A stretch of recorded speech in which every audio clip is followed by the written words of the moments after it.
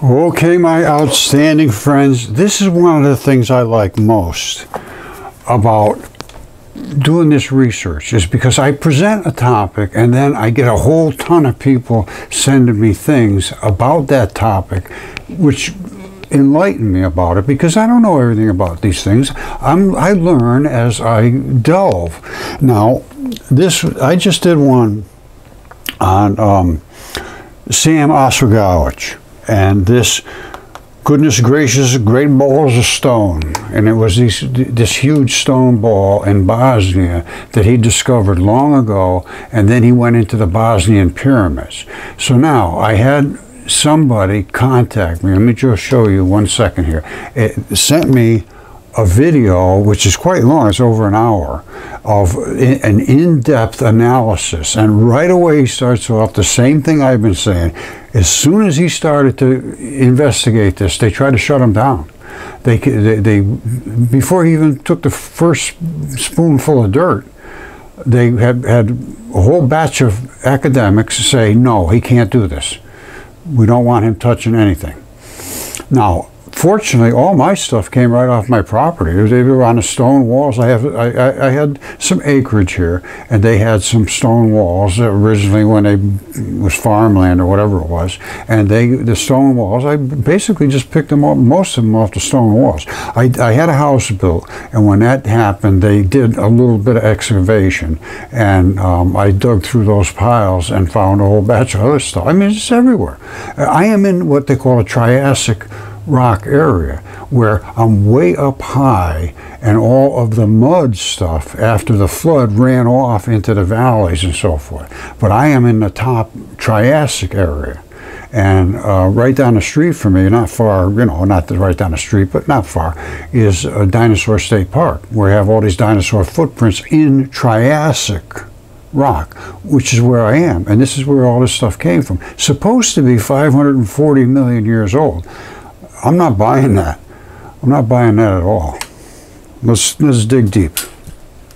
All right, this was just a few days ago, and this is Sam, and this is one of these big balls, and I explained all of what it's about, and it's about this basically this. Everything was gigantic at one time. I mean, absolutely off the walls gigantic. And this is a map that shows where Typhon was, somewhere around here. And I have a dragon scale here. And I was showing this dragon scale compared to what Sam's. Hold on, let me turn the sound off because I'm a loud mouth. There we go. Now, this is the dragon scale, and I show where his stuff is growing real green. Here's Typhon in the desert somewhere down here. Now, here he is right here. There's Typhon in the desert right there. And then I go into the interstitium, and we get in deep about all of the biology, and then all of those little balls, when they have a lot of blood left in them. And then I show some of the really oddball things that are these anomalies. Nobody can explain these until you go into mudfossil research. Then you can explain them. All right, this is at Sam's place here. They're talking about this. Now, this is where I start to show my dragon scale compared to his. And this little spot here, hold on, let me just grab the dragon scale. Hold on, my friend. I got it here somewhere. Hold on. All right, the red blood makes everything grow real well. And this is growing real well here and pretty well here. And this little notch, nothing. Not like this. Why? I can tell you why. Because this is where the blood was, the same as it is here. And then that's that little triangle with nothing growing, which is like here. This is that little indentation like here. And then up at the topmost, it doesn't have the same.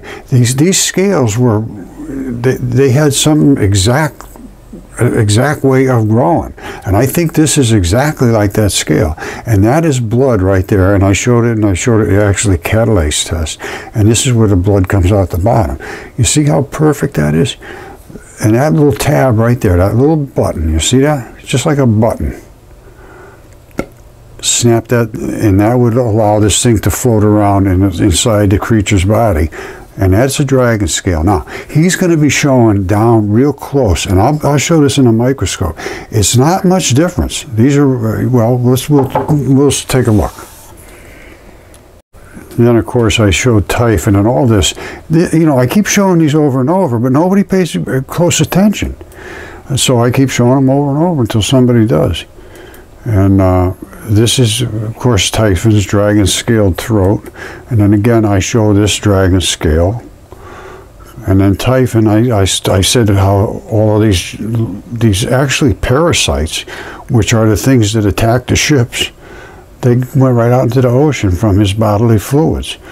You know, he had tons of parasites and all kinds of things growing on him, worms inside him and everything else, but the worms the size they were would take a boat down. And that's just a fact. All the ancient mariner maps had the same stuff. What's this? Oh, I showed the blood and the catalase test on the dragon scale, and it had, anyway.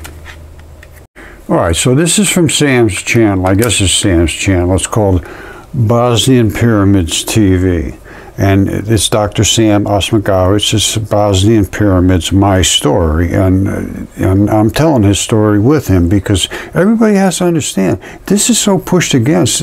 Never will we have truth until somebody steps forward that's recognized as an international figure and puts themselves on the line for this. Otherwise, it's just, well, just listen to what he has to say. An announcement. 1 month before we started digging, in March of 2006, 23 leading Bosnian archaeologists, geologists, museum curators, anthropologists, they signed a petition asking the Bosnian government to stop the digging even before it started. What was their problem? Well, if we claimed that 1 meter below the layers of soil is artificial structure, the only way to find out that is to dig and to remove the soil. And we were spending our own money and energy and organization and equipment and tools and archaeologists from different countries. If those people thought that there was nothing below the layers of soil, they should simply let us dig 1 meter, 5 meters, 50 meters. We could go all the way to New Zealand if willing. We were spending our own money. But no, they wanted to stop the research and digging. Not very scientific. Well, we started digging in April of 2006, and the Bosnian Prime Minister came when he received the petition. He saw those rectangular blocks. He said, well, this is man-made concrete. He saw... All right, I am going to disagree with that. He said this man-made concrete. And I will show you why I disagree with it, and respectfully, because I would say the same thing looking at this if I didn't understand mud fossil preservation and that there were dragons just absolutely enormous. So he's saying they're rectangular blocks and it's man-made concrete. He saw hundreds. Here we go. Let me back this up just a hair. I don't want to miss anything because this is important. We need to get this off the table here and get moving forward. So he was going to do all of this on his own, and I have done everything myself on my own. I spent my money for my DNA tests and everything. So here he goes. Archaeologists from different countries. If those people thought that there was nothing below the layers of soil, they should simply let us dig 1 meter, 5 meters, 50 meters. We could go all the way to New Zealand if willing. We were spending our own money. But no, they wanted to stop the research and digging. Not very scientific. Well, we started digging in April of 2006, and the Bosnian Prime Minister came when he received the petition. He saw those rectangular blocks. He said, well, this is man-made concrete. He saw hundreds of visitors. He said, wow, this is good for the Bosnian tourism and economy. Dr. Osmanagic, keep digging and don't worry about the jealous Bosnian scientists. So we kept digging. On this particular section, this was the first block that we discovered. It's rectangular in shape, 4.5 meter long, 1.5 meter wide, 45 centimeters thick.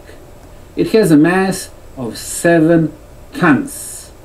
Obviously, it hasn't been made by the Mother Nature, but well, that's the thing, Sam. I'm going to show these blocks can be made by Mother Nature. They are bodies of creatures, and I believe I understand this marley looking stuff that's making this. It looks like sandstone, but it's I'll show you in my dragon scale what it looks like.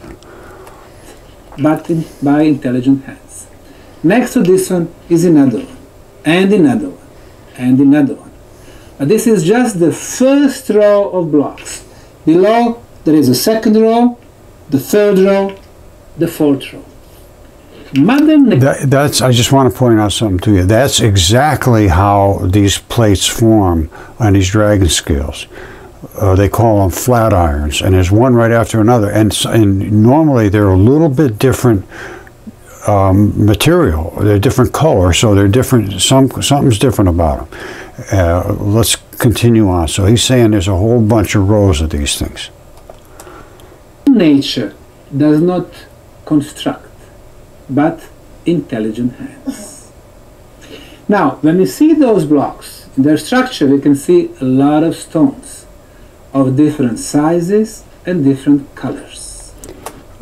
All right, that's what I would expect to see in the dragon scale. Let me show you mine in the microscope. All right, this is the dragon scale that, well, the concrete block that Sam is talking about. And here is the dragon scale right there in the microscope. Now, there's all these layers. You see the layers? You see all those layers?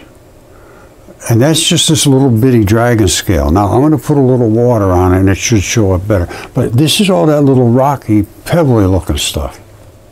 All right, there's the water on there. You see how it shows up in the different little colors and stuff. There's going to be reds and you see the little brown and red and black and the different, you know, when you put water on it, sometimes it brings out the color a little better. But all of these rows, there's a zillion of them on this scale. And it's all made from little tiny looking pebblish stuff. All right, so here's Sam again, and he's talking about all these different colors and sizes of these little bitty stones. I'd like to know what that substrate is, what all that gooey stuff is. Large, medium, and small size. You can see gray and white and brown and red. Same thing. This is identical structure, like the material in underground tunnels, which is very logical. The ancients were digging their way to make those underground tunnels, a huge underground network, and they used that material, pebbles, rocks, sand, mixed it with the water and melted clay, which they use as the binding material, and they got the best quality concrete. We have sent samples to 7 institutes for construction materials in Europe, to Politecnico in Torino, Geopolymer Institute in France, institutes in Czech Republic, Slovakia, Bosnia. They all told us this was an artificially made concrete. Well, if it is concrete, then you can determine the quality. 2 elements are major. The first one is hardness. Harder the concrete, better the quality. The second one is the water absorption. Less absorption, better the quality. When it comes to hardness, our concretes in the 20th century had hardness on a scale from 10 to 60 megapascals. 60, best quality, made in Germany and USA. In 21st century, we managed to develop the formula and to get the hardness of 110 megapascals, and that concrete was used to build the largest building on the planet, the Burj Khalifa skyscraper in Dubai, 110. This concrete goes all the way to 134 megapascals. The best quality ever. The second element is the water absorption. Less absorption, better the quality. Why? Because if the water can get inside the concrete during the winter time, it freezes. And once you have an ice has a tendency to get bigger. Once it gets bigger, the concrete breaks. So the idea is to keep the water absorption very low. Our norms allow up to 3%. Here we have only 1%. It's superior. He's got a pretty good argument here. Let's. I'm going to sort of clip in and out of places that have some real important information. But this is good. He's done a lot of work on this, and he should be looked at in a much more serious light. You don't hear much about him over there. Okay, so the way Sam has come to his conclusion is that this was constructed, and I certainly can't disagree with him that is certainly what it looks like. But when you see these little ridges here, this is where the Slurpees were, and this is biology here. This is a biological layer. It's not just a break between the pieces. There was Slurpees in there, which means small leucine-rich proteins. Okay, I mean no disrespect whatsoever to Dr. Osmagowicz. However, I don't think he's correct that this is constructed. I think this is biological. I know it sounds crazy, but I have a piece right here very similar to what he's talking about there. This is biology, and I can show that very clearly. This was never made by anybody. This right here is saturated with blood. Well, not saturated. This is probably a tendon, although it might have been muscle. I don't know.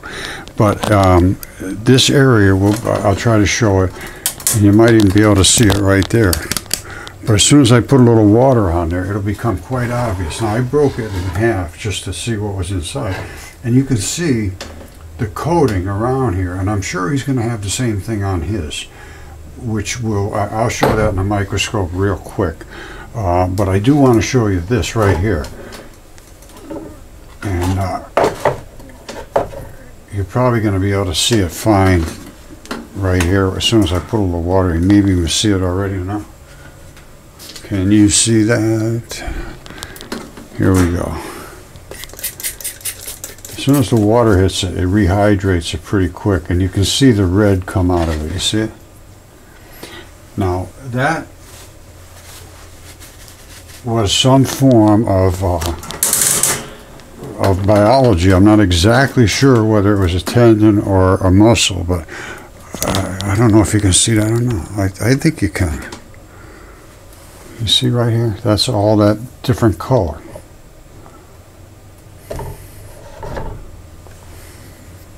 So anyway, you know, this one here died. They have a little bit of blood in the tendon, but not much. It must have died laying like this, where the bottom, the blood sort of flowed down like that. So there's very, very little blood at the top, and it's mostly settled to the bottom. I think you can see that, maybe. Anyway, I think that's what he's got here. Now, again, no disrespect whatsoever. I appreciate anybody that puts their time and effort into trying to figure anything out. That's what life is all about. Now, you see that reddish looking stuff? That's the slip layer between tissues.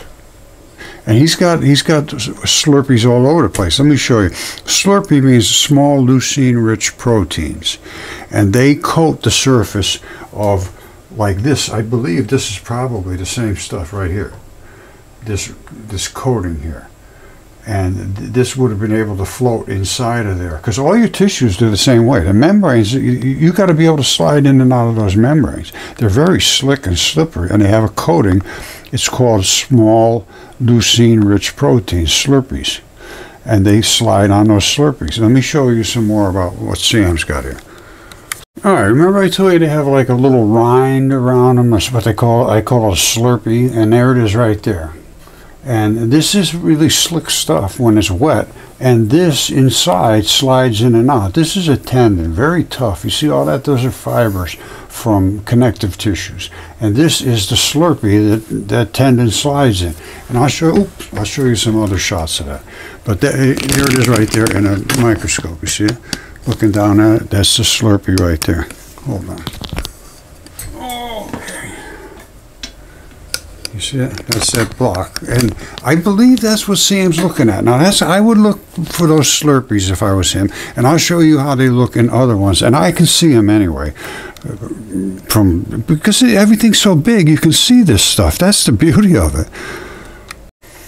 All right, there's a lot of different types of tendon in your body, and some of them are rope-like, and some of them what they call aponeurosis. They're flat tendons. This is more or less, I believe, of the flat type, but they still have this Slurpee goop on the surface that they can slide against. There was something up on top of it that slid on there. That's what that Slurpee is, and we're going to see a lot more of this. Breaks and cracks and everything they look like somebody paved it. I don't disagree with that whatsoever, but that's just not the case. All right, that's a tendon probably from like one of these coming into one of these. You see how the whole bunch of them, so one of those comes into one of these or whatever it is. But they keep cascading down smaller and smaller and smaller. And that's what a tendon does. It has a mazillion little fibers. And every one of those fibers is coated with these Slurpees, every one of them, so that they can move amongst themselves without getting all tangled up. And when those get gummy, that's when you get stiff. Your tendons don't work right, you get stiff. I showed you my block, which is similar to some of these here, whatever. And every one of those blocks has a bunch of Slurpee around it. You can't see it from this distance, but when you get right down on top of it, you can see it. See it? This is the stuff that eroded out from Sam's. And the key to this, it's almost no question whatsoever. You can see a little lip around his blocks where the Slurpee has eroded away, and they're all different. You see this cut here, and one over here, and one over here, and this thing, and he's pointing to all those how well they did it. Well, this is actually a tendon enthesis, and what this has is right over here. There would be a regular little plug right there, and this tendon would work off of that anchor. It's just an anchor. So the tendon could swivel this way, a little that way, a little this way, and then the muscles come out here. They just start attaching out here, and that's what pulls everything. But this is just a little bit of give, and they have these abrupt transitions. There's one, there's two, and then there's probably a third one way out here somewhere, because it transitions from tendon, a completely tendon, is just nothing more than like a very, very tough rubber, it's a rubber band.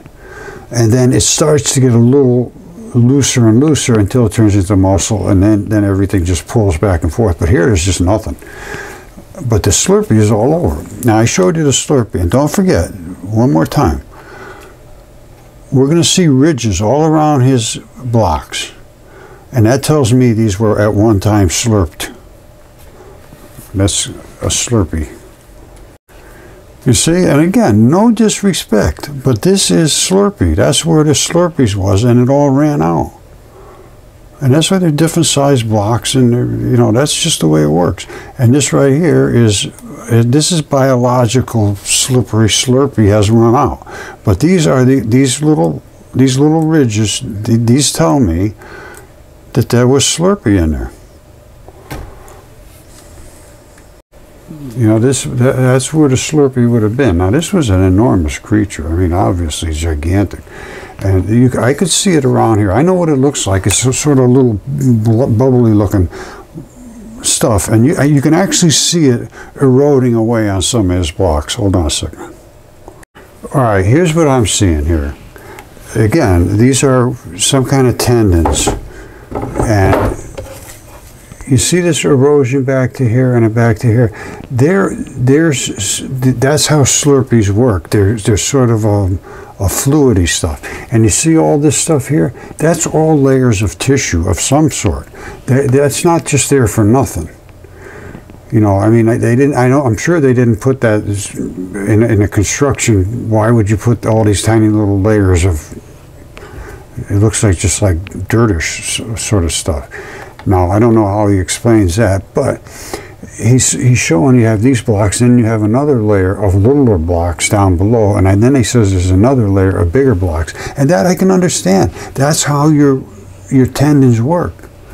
There's layer after layer after layer, just like, you know, he's showing them here like this, and they'll layer on top like this, and they'll go side by side too, just as I showed you before. And Devil's Tower is the same thing. You know, well, here, let me just show you something. And it has the Slurpees all over it. All right, you see this? This is what Devil's Tower is a heel. And this is what happens when a tendon breaks. All of these little fibers here, and there's a zillion of them, there's not just a few. They snap, and they have what I call it the wrinkle zone here and here, which is normally they're under tension. They're just pulling all the time. They're tough. And then they just give them just a little bit, and when they snap, they wrinkle right here and they wrinkle right there, and then they sew them back together. This just shows how they sew them back together. Now let me show you what happened at Devil's Tower. Same thing. It's got the heel bone coming up to all those little fibers coming up, and then the wrinkle zone. All right, Devil's Tower is a foot, and that's the wrinkle zone at the top, and that's these little tendon fibers, and they have Slurpees all over every one of them. Every one of those has a Slurpee around it. Don't forget, that's what they look like, and then that's the wrinkle zone I just showed you. And here's the Slurpees. Hold on, I gotta find, here it is. Here it is right there. You see those breaking off there? That's the Slurpee stuff. Just over every one of those fibers, these kind of fibers right here, and they slide up and down in those Slurpees. Otherwise, and that's why you're flexible, you can do all that sort of stuff. When that gets all tightened up and glued together because you're not moving it, you can't move, it's tough. Trust me, I know. You got to keep stretching. That's what the whole thing about stretching is, to gently move those Slurpees against each other so that they're free and they're able to sort of just roll around like that. Now, it's just what it is. You see all this wrinkly looking stuff? And this is exactly what is on some of Sam's stuff here, see it? It's the same wrinkly looking stuff, and these are the Slurpee lines, and they, you know, cut in and out. Exactly what I showed you on that splayed out tendon. This one here. And if you look close in, which we did, there's the Slurpees, and that little indent around his blocks, that tells me, to me, there's virtually no question that they were living biology. You see this little, that's it right there. That's the key to me. And they are a certain thickness. They're only going to be a certain thickness.